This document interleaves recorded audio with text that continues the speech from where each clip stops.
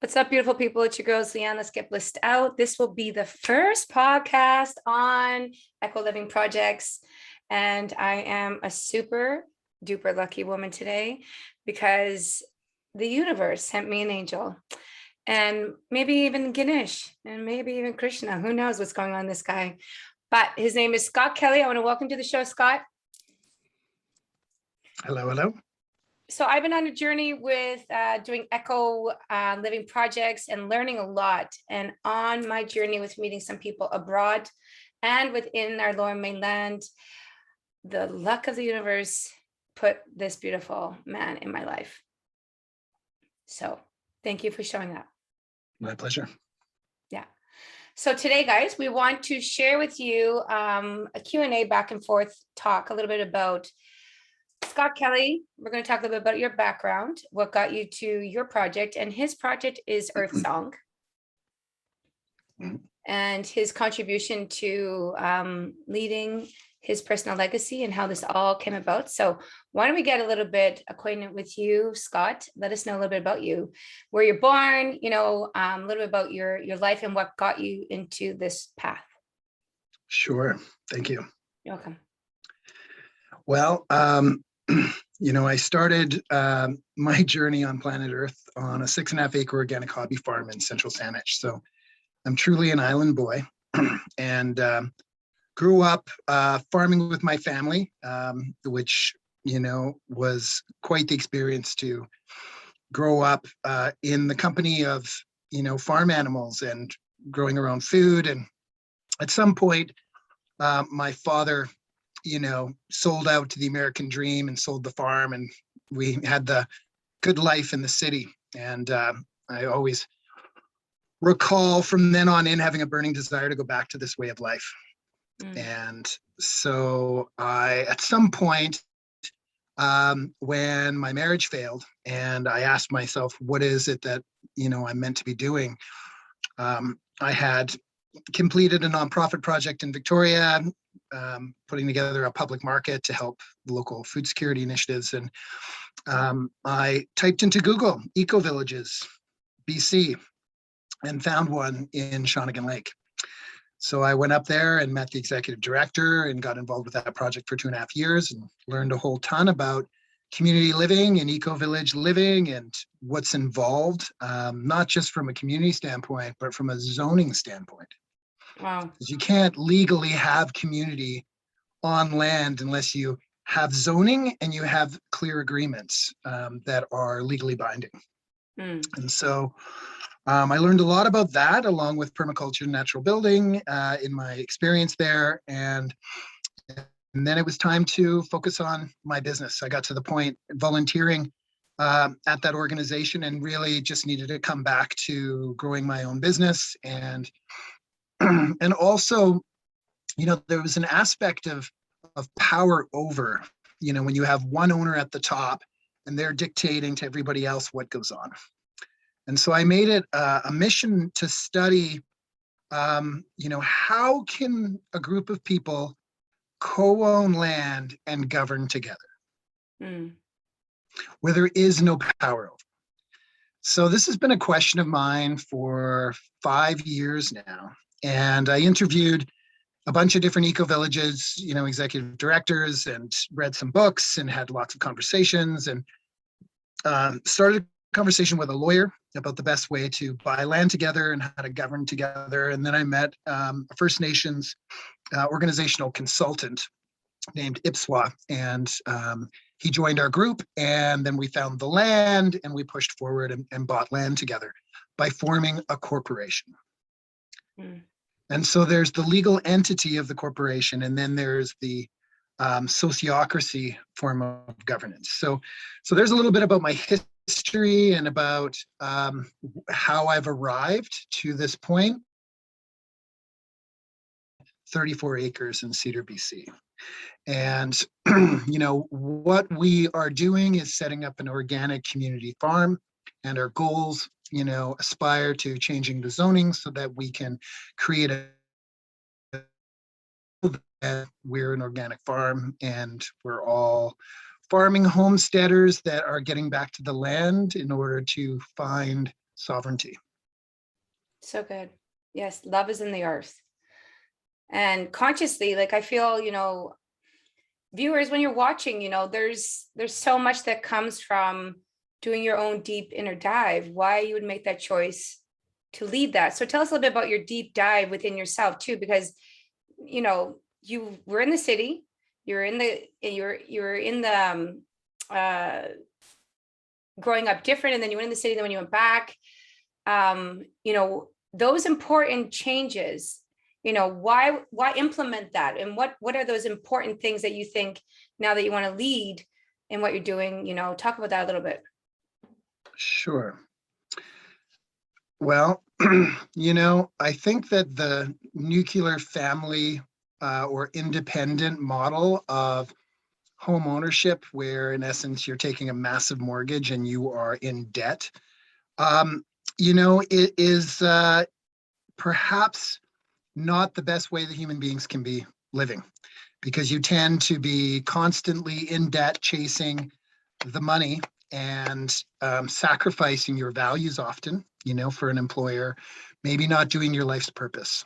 So getting back to the land for me and being involved in an executive director role, helping to set up thriving businesses on the land, and helping to find the right group of people where we can be thriving wildly, as we put it in our vision, is something that I believe is beautiful, because you get to choose your family and you get to work through, trauma together, and difficulties and things arise. And so it's a beautiful learning experience, and it's really, up for growth when you get together with a group of people. And many people are used to, let's say, joining a community house, and that's maybe step one, of living communally together. But signing up your life savings with a group of people, that's next level. And it's a next level of commitment. It's really an opportunity to grow roots together, and to, if you find the right group of people, to really lean on each other's skill sets. So we have a really diverse group that has a lot of different skills. And so the beauty of that is, you really can set up your own, how should we put it, your own independent, sovereign offering to the world. And in our case, we're looking at an organic farm, building that out, teaching organic farming. One of our members is a farm teacher, for instance, so we'll be teaching people farming.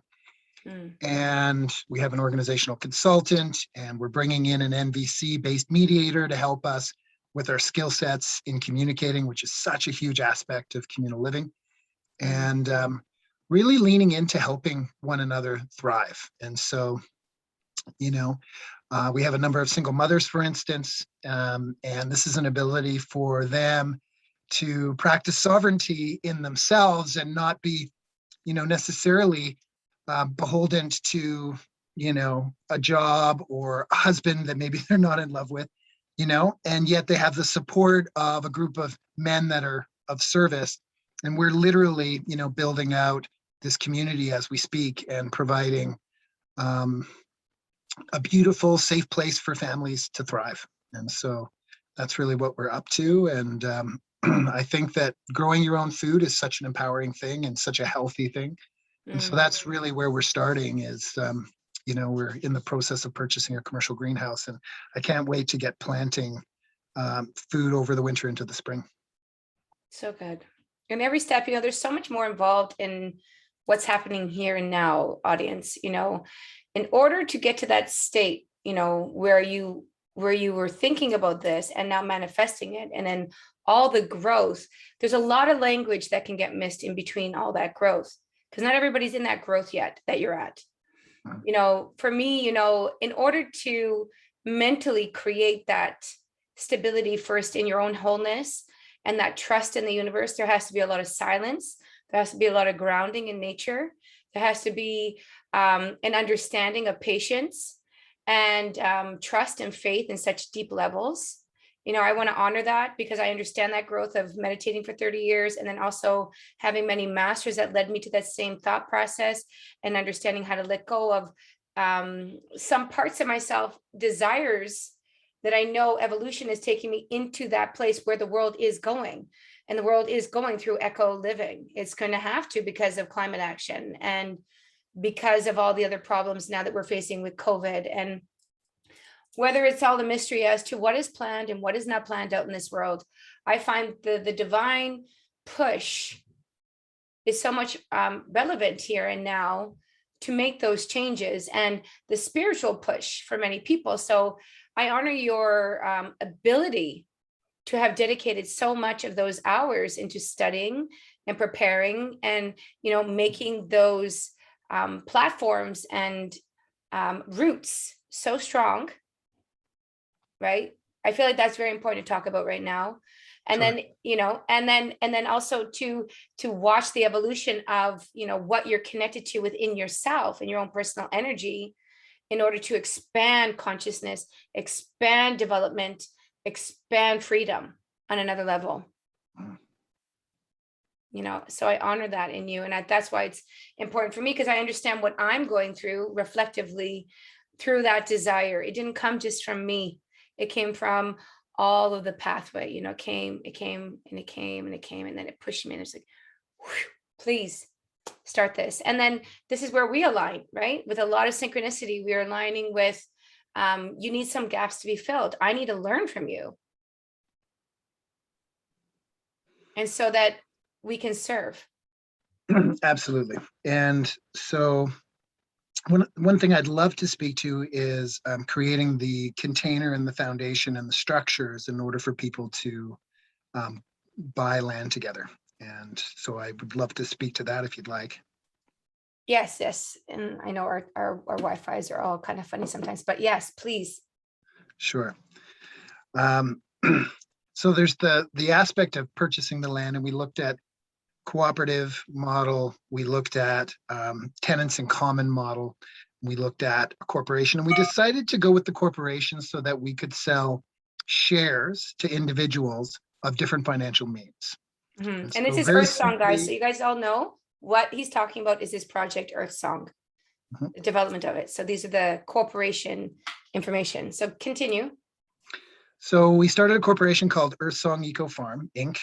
And we sold $1,000 shares with a minimum buy-in, which we are currently selling to land on our property, at 120,000 shares. So we've tied it to the value of the land. So when people want out, it's according to the value of the land appraised at the time. So it's like any real estate purchase. So that's an aspect that most intentional communities sort of mess up. How do you cleanly get in and cleanly get out? Mm. So by setting up a corporation, for-profit business, but with a nonprofit arm, which is the values side of our Earth Song, we can cleanly have our members buy in and get out. So that's one aspect. The second aspect is how do we govern ourselves and make decisions? Where I believe that human beings have gone wrong is when we all decided to be landlords and have power over. When we started owning land, in my opinion, is where human beings started to go wrong on this planet. Mm-hmm. You've got the Lord and the serf, and you got to pay your taxes and you got to work for the man. Mm. And so, if you can buy land with friends outright and not have a mortgage, that's empowering. Mm. If you can set up a governance structure that it doesn't matter if you've got 100 grand in the game or 600 grand in the game, your voice matters and you have a vote. And so we use what's called sociocracy, which is a style of governance which is based on the circle. Mm. And so proposals are brought to the group, such as we want to buy a $10,000 greenhouse. What size of the greenhouse? What type of greenhouse? Okay, the pod leader, which in this case would be Michael, our farm manager, puts a proposal and says, this is the size we want, this is the style, it's $11,000.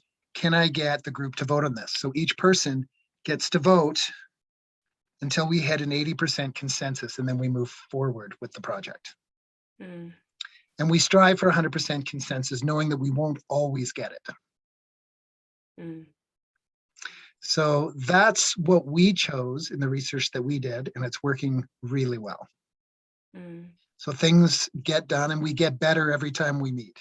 We have our strategic meetings once a month. We have major financial meetings quarterly, and we have our sort of operational meetings Monday morning. And so that's a great structure in order to build a team and build community. We also try to potluck once a week, and then we party on the full moon, honoring the cycles and, the ways of the earth. And so this is really about going back to the earth and relying on the earth instead of the crumbling patriarchal systems that we've relied on and trying to become sovereign from that. Wow. And by becoming sovereign, by unplugging from the matrix, if you will, and really, leaning into honoring the seasons and honoring the earth and working within a permaculture approach to land stewardship, we hope to become, within a couple of years, sovereign community that is feeding not only ourselves, but our direct community around us. And we are teaching others how to do the same. And we are operating from a place of a collective wisdom that I believe the next Buddha is showing up in the form of communities. And that, through this model of sociocracy, the wisdom of the group arises and good decisions are made that's for the benefit of all. So well said. Thank you. Yeah. That's very beautiful. Very beautiful and very profound. I just love how you put the Buddha in there. And, I wrote a song, 10,000 Buddhas and 10,000 Lights. And that was, my whole path into finding this. And so reflecting you, not only with a birthday one day away from me and all these synchronicities, I'm so grateful. Yeah. That was so beautifully said. And I want people to feel that, I want them to feel those words, because anybody out there that's meditating that can understand, you're doing all that internal work, you're connecting to it. And now it's like, well, I'm going to live like a goddess on the earth. This is what it's about, and then owning that part as, like you said, the matrix falls away from you, but respecting where the matrix is for knowing the opposites of yin and yang, and, everything with honor and non-judgment. Because we need to be really careful about transitioning, like just observing more what the Buddha had taught, observing the shift and being a part of that, for the next generation and what's really happening with Earth.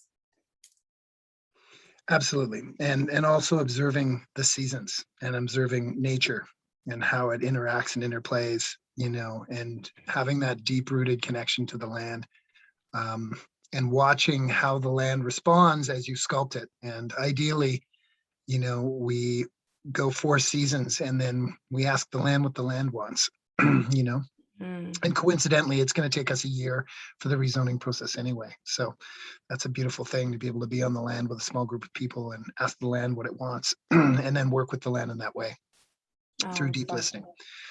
The other thing I'd love to mention that if people are thinking about buying land together, so there's the structure, there's the governance, and the other piece that's really important is developing within your group a really strong vision and mission that acts like a charter. We have the Canadian Charter, and we have, in our case, the Earth Song Charter. And I'm happy to share what our charter is with you if you like. And see if bring it on. Bring on everything. Cool. So at Earth Song, our vision and mission is within authenticity, integrity, and trust. We cultivate awe-inspiring relations with ourselves, the land, and all beings in devotion to thriving wildly. For we are a multi-generational tribe of passionate co-creators. Guided by our higher selves, we provide meaningful contribution through heart-centered courage and respect for the betterment of all. And as villagers, we have your back, and we provide safe spaces for deep listening through nonviolent communication. And we practice sovereignty through growing our own food, capturing our water, and living and playing on the land as stewards, and developing duplicatable and scalable systems And then we give this information away in the hopes that it catches on like wildfire so that peace may rain down on this earth at this time. So good. So that's what we're up to. And we want to just give this away. This is how we're doing it. Come stay with us. We're building out an agro-tourism component, these beautiful big domes. We just signed a deal with Phoenix Domes. So we're going to be offering places for people to come and learn and grow and heal. And, once we get to that next level, phase 3, building an all nations healing center as part of our offering, because the land is calling for that. Yes. I was told by a very wise old woman, a cleric, who said that this land needs to be used for transformation and higher consciousness. And so I really feel that when I sit in the wetlands in my meditation practice, it screams for people to come and do their work here. And so that's what the land here is calling for. And so giving away these principles and these structures to others so that they can figure out what the land is calling for them to do with it, but having these structures in place give people a pretty good opportunity to be successful in this type of endeavor and this type of co-ownership. And hopefully people can learn to get along, because that's really what we're talking about here, is not relying on outside agency, but really the agency of self in the context of community in order to create the rules and hold each other through the tough times. And creating what I call family, within a community. I love it.